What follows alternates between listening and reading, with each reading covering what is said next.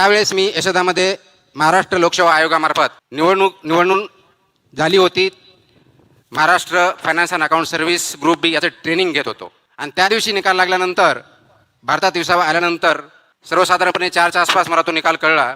आणि 3:59 बरोबर असलेले क्लास 1 अधिकारी, मी क्लास 2 होतो, अगोदर तुकाराम म्हणून हाक मारायचे आणि 4 वाजता सर म्हणून हाक मारायला लागले.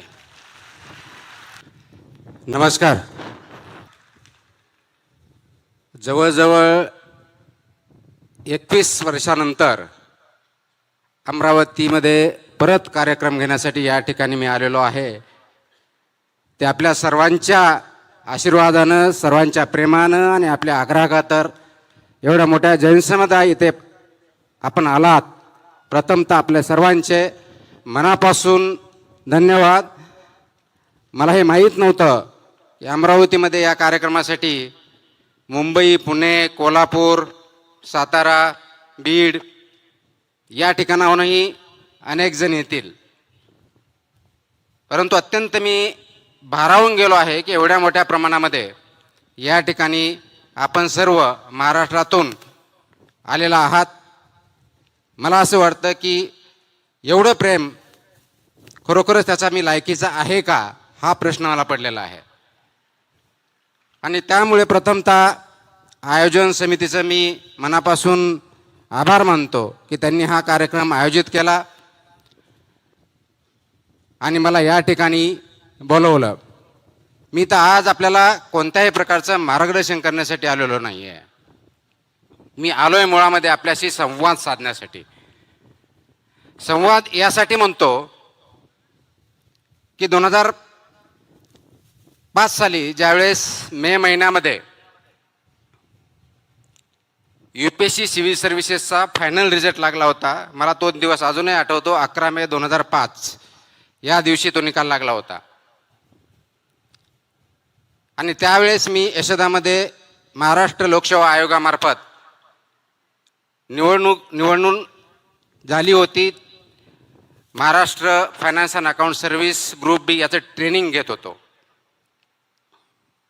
आणि त्या दिवशी निकाल लागल्यानंतर भारतात विसावा आल्यानंतर सर्वसाधारणपणे 4च्या आसपास मला तो निकाल कळला. आणि 3:59 बरोबर असलेले क्लास 1 अधिकारी, मी क्लास 2 होतो, अगोदर तुकाराम म्हणून हाक मारायचे आणि 4 वाजता सर म्हणून हाक मारायला लागले. सांगायचा मुद्दा एवढाच आहे की एका सेकंदामध्ये, एका क्षणामध्ये समाजाचा तुमच्याकडं बघण्याचा दृष्टिकोन 360 डिग्री चेंज होतो. ती ताकद विचारामध्ये असते, आचरणामध्ये असते आणि परिस्थिती बदलण्यामध्ये असते. परंतु आपल्याला यश आलं, एखादं पद प्राप्त झालं, एखादी रँकिंग आली म्हणजे आपण कशाही परिस्थितीत धुरळून जायचं नसतं. आपला जो बेस आहे, आपले जे तत्व आहेत, मूल्य आहेत, याच्याशी कशाही परिस्थितीत कॉम्प्रोमाइज करायचं नसतं. आणि तोच धागा धरून महाराष्ट्रामधल्या अनेक जिल्ह्यामध्ये मी फक्त आणि फक्त त्यावेळेस आपल्यासारख्या तरुणांशी, जे पालक आहेत त्यांच्याशी संवाद साधण्यासाठी वेगवेगळ्या ठिकाणी गेलो. कारण माझी जॉईनिंग मसुरी इथल्या अकॅडमीमध्ये, नॅशनल अकॅडमी ऑफ ॲडमिनिस्ट्रेशन ज्याला आपण म्हणतो, ज्या ठिकाणी आमचं ट्रेनिंग होतं, ऑल इंडिया सर्व्हिस आणि सेंट्रल सर्व्हिसेसचं फाउंडेशन कोर्स होतं, ते ऑगस्टमध्ये जॉईन व्हायचं होतं. त्याच्यामुळे मे ते ऑगस्टच्या दरम्यानचा जो कार्यकाळ होता, त्या कार्यकाळामध्ये महाराष्ट्रातल्या जवळजवळ 15 जिल्ह्यामध्ये मी अनेक कार्यक्रमामध्ये सहभागी होऊन संवाद साधण्याचा प्रयत्न केला. आणि त्याचाच एक भाग म्हणून अमरावतीला त्या काळात मी आलो होतो. त्यावेळेसही अमरावतीमधल्या कोणत्या तरी एका हॉलमध्ये आमचं इंटरॅक्शन झालं.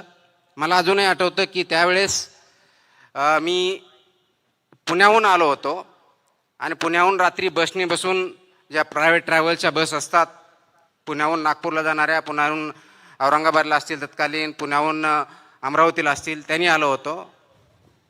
आणि त्या ज्या ठिकाणी बस स्टँडच्या आसपास तिथं उतरल्यानंतर जे आयोजक होते त्यांच्याकडं त्यांच्या स्कूटरवरती मी गेलेलो होतो. आणि त्यानंतर कार्यक्रम झाला. मला काही वर्षापूर्वी बातम्या आल्या, काही लोकांचे फोन आले की अमरावतीमधली एक विद्यार्थी त्यावेळेस माझं भाषण ऐकण्यासाठी आली होती. तिने काही भाषण ऐकलं होतं, 4थी 5वी काहीतरी वर्गात होती, आणि तिने त्याच्यातून प्रेरणा घेऊन UPSC करायचं ठरवलं. आणि गेल्या 2-3 वर्षापूर्वी इंडियन रेव्हेन्यू सर्व्हिस याच्यामध्ये त्यांचं सिलेक्शन झालं. ही अत्यंत गोष्ट चांगली आहे. त्याचं क्रेडिट मला जात नाही, त्याचं क्रेडिट त्या विद्यार्थिनीला आणि त्यांच्या पालकांना जातं. आजही आपण 21 वर्षानंतर मला इथं बोलवलं म्हणून मला त्या आठवणी जाग्या झाल्या, म्हणून मी तो त्यावेळेचा क्षण आपल्याबरोबर शेअर केला. परंतु गेल्या 21 वर्षाच्या सेवेमध्ये विचार करत असताना अनेक चढउतार आले. ते प्रत्येकाच्या जीवनात येतात, कोणत्याही प्रोफेशनमध्ये येतात. विद्यार्थी म्हणून येतात, पालक म्हणून येतात, नोकरदार वर्गाला येतात, उद्योजकांना येतात, शास्त्रज्ञांना येतात, राजकीय व्यक्तींनाही येतात. परंतु चढ उतारावरती झाल्यानंतर चढ आला की थांबायचं आणि उतार आला की घसरत जायचं. जर ही परिस्थिती आपण ठेवली तर परिस्थितीशी आपण झुंज देऊ शकत नाही आणि पुढे जाऊ शकत नाही. हा निश्चित मेसेज माझ्या 21 वर्षाच्या किंवा माझ्या टोटल वयाच्या जेवढे काय माझं वय झालेलं आहे त्या जीवनामध्ये मी पाहिलेलं आहे. आणि प्रत्येकाच्या जीवनामध्ये ज्यावेळेस चढ उतार येतात त्यावेळेस वाहत जायचं नसतं, आणि वाहत जाणं हा सर्वात मोठा धोका आहे. आज आपण 21व्या शतकावर ज्यावेळेस बोलतो, 4थ्या क्रांतीची नांदी आपण ज्याला बोलतो, आर्टिफिशियल इंटेलिजन्स, मशीन लर्निंग, या युगामध्ये नोकऱ्यावरती खूप मोठ्या प्रमाणात गदा आलेली आहे असं आपण म्हणतो. विचार करा, 18व्या शतकात सुद्धा पहिली इंडस्ट्रियल रेव्होल्यूशन आली, त्यावेळेस सुद्धा हाच प्रश्न होता की नोकऱ्याचा. त्यावेळेस हे सांगितलं आता ऑटोमेशन होईल, आता पूर्णपणे शेती उद्ध्वस्त होईल. तिसरी इंडस्ट्रियल रेव्होल्यूशन कम्प्युटरची आली, त्यावेळेस सांगितलं गेलं की आता माणसाची गरजच राहिली नाही. आणि आता 4थी इंडस्ट्रियल रेव्होल्यूशन आली, त्यावेळेस आपण म्हणतो की आता माणसाच्या बुद्धिमत्तेपेक्षाही मशीनची बुद्धिमत्ता पुढे गेली असल्यामुळं माणसाचं एक्झिस्टन्स राहील की नाही हाही प्रश्न आपण सध्या विचार करतोय, भेडसावतोय. कदाचित कम्प्युटर्स, IT, AI याच्यामुळे बुद्धिमत्ता वाढली असेल. प्रश्न बुद्धिमत्तेचा नाही आहे. आज सर्वांना पडणारा प्रश्न आहे तो बुद्धिमत्तेपेक्षाही आपल्यामध्ये विवेक आहे का याचा. ज्ञान आहे का माहिती आहे, आणि माहिती आणि ज्ञान जर असेल तर विवेक आपल्याकडे आहे का. कारण माहिती तर आज आपल्या सगळ्याच्या मोबाईल फोनवरती आहे. आपल्याला जर आठवत असेल, आमच्या लहानपणी असतील, आमच्या अगोदरच्या पिढ्या असतील, त्यावेळेस बघितलं ज्ञान घेण्यासाठी, माहिती घेण्यासाठी ग्रंथालयामध्ये जायचं, तिथं पुस्तक वाचायचे, शिक्षकाबरोबर चर्चा करायची.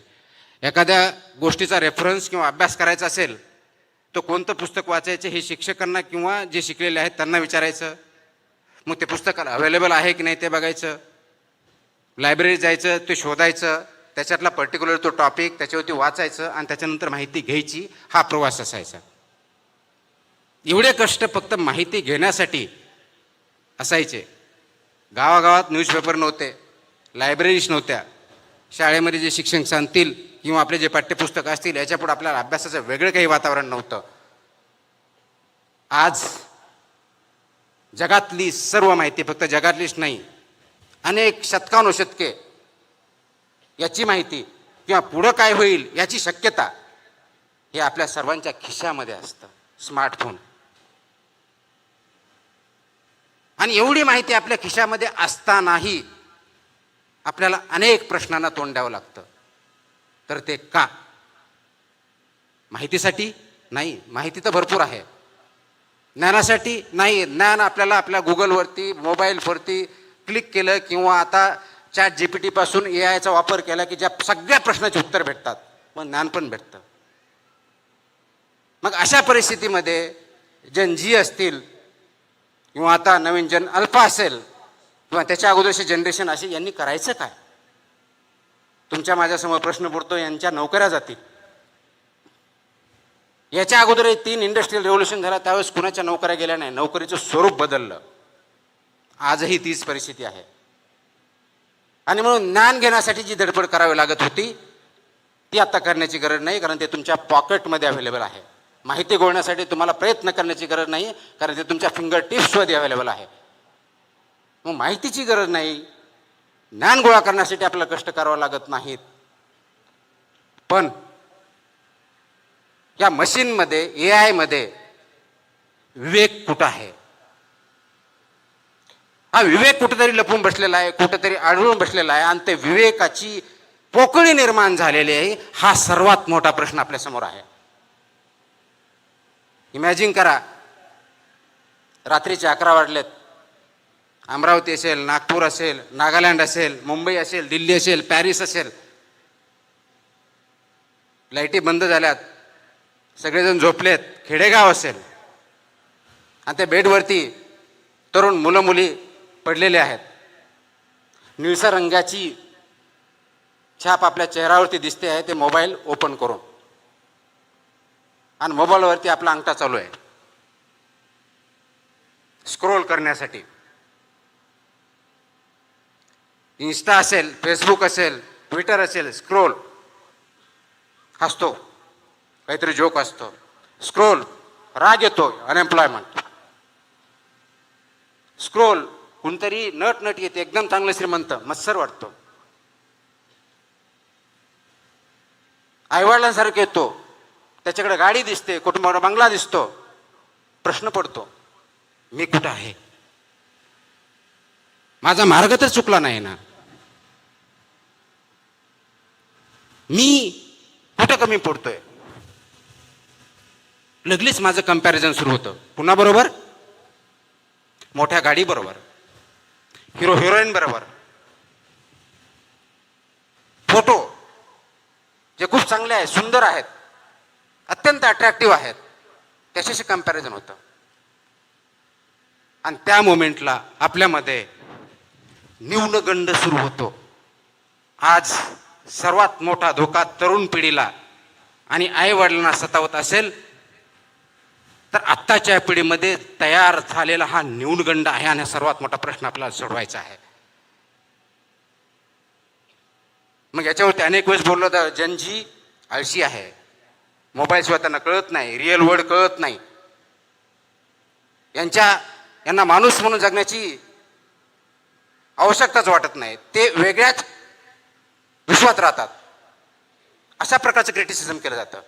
आणि ते मला वाटतं योग्य नाही.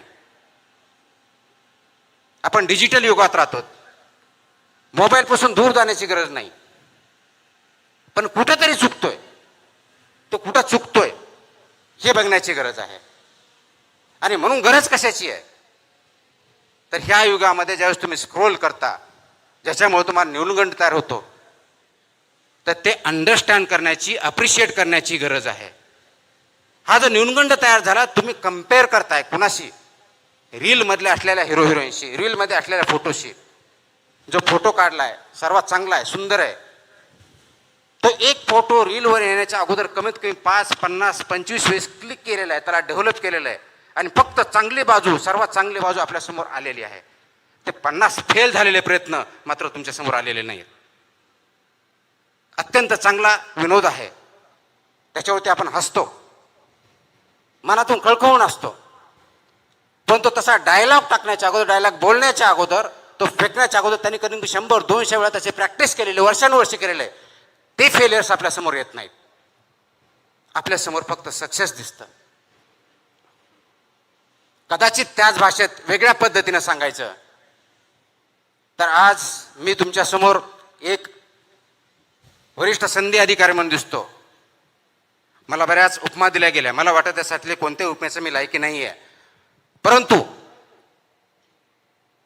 ज्यावेळेस मी यशस्वी झालो 2005, त्याच्या अगोदरपासून, म्हणजेच 1997, 1998, 1999 या 3 प्रयत्नामध्ये मी फक्त इंटरव्ह्यूपर्यंत पोहोचू शकलो होतो. यशाने अपयशाने खचून गेलो होतो. आणि म्हणून तुमच्या माझ्यासारखा विचार करताना हा मी विचार केला की नाही, आता 2000 आपण इंटरव्ह्यू झालो, सिलेक्शन नाही झालं, म्हणून आपल्या हातात काहीतरी असावं म्हणून विचार करून परत MPSC दिली. 2000ची आणि त्याचा फायनल रिझल्ट 2003ला लागला. 4 वर्षे त्याच्यामध्ये गेली. आज कदाचित त्याच्यावरती विचार होऊ शकतो की ते योग्य होतं अयोग्य होतं. आणि मग 2003ला रिझल्ट लागल्यानंतर मधल्या काळामध्ये मी लेक्चरशिप पण केली, वेगवेगळ्या नोकऱ्या पण केल्या आणि 2004चा अटेम्प्ट देऊन फायनल सिलेक्शन झालं. तर आज फक्त सक्सेस दिसतंय. याच्या पाठीमागचे फेलियर्स, अपयश, याचा अभ्यास आपण कधी करणार आहोत का? आणि ते अभ्यास जर केलं, कारण आज कदाचित माझा फोटो तुमच्या समोर येत असेल, तुम्ही बघण्याचा प्रयत्न करत असेल, मीडिया छापत असेल, काही व्यक्ती बोलत असतील, कुणी चांगलं बोलत असेल, कुणी वाईट बोलत असेल, तर यश याच्या अगोदर अपयश यायलाच पाहिजे याची गॅरंटी नाही, आवश्यकता नाहीये. पण अपयश आलं आणि तुम्ही जर माझ्याशी कम्पेअर करायला लागले, त्या हिरोईनशी कम्पेअर करायला लागले, बिलियनरशी कम्पेअर करायला लागले आणि तो न्यूनगंड आला आणि त्या न्यूनगंडावरून आपण चुकीचे निर्णय घेतले, तर ती मात्र शोकातिंग या समाजाची ठरेल, तरुण वर्गाची ठरेल आणि ती शोकातिंग आपल्या सर्वांना होऊन द्यायची नाही. यासाठी हा संवाद करणार आपल्या समोर आलेलो आहे मी.